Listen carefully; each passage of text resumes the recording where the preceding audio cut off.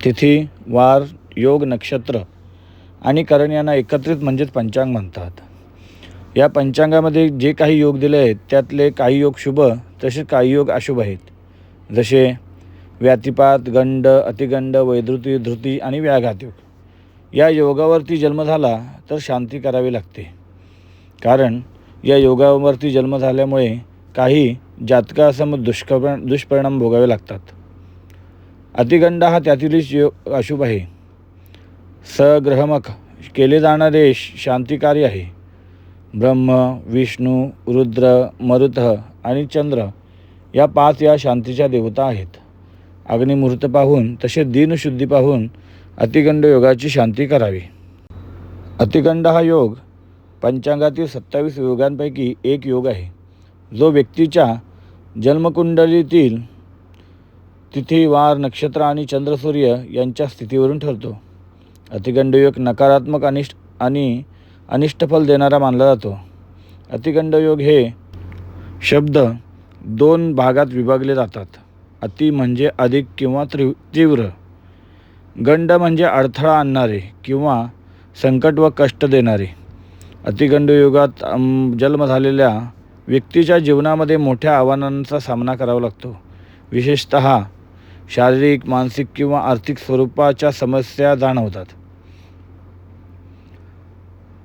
पंचमात चंद्र व सूर्य यांच्या अंतरावरून 27 योग ठरवले जातात. चंद्र व सूर्य यांच्या लंबाईमध्ये 6 घटकापर्यंत असेल तर तो अतिगंड योग मानला जातो.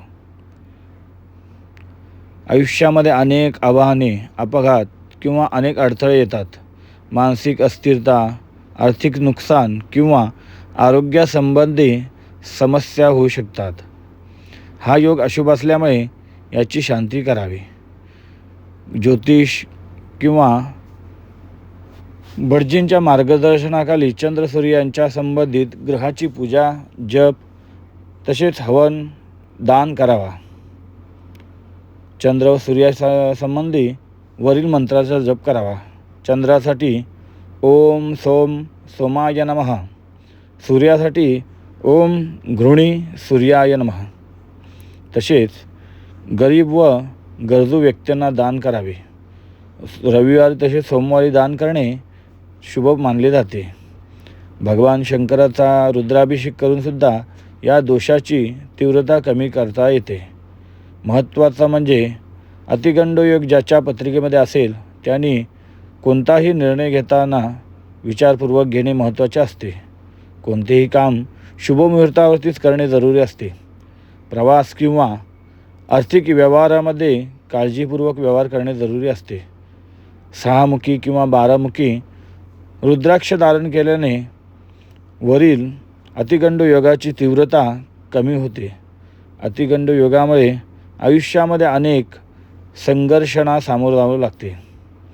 योग्य पूजा, मंत्र, जप आणि दान केल्याने सकारात्मकता वाढते आणि योगाचे अशुभ परिणाम सौम्य होतात.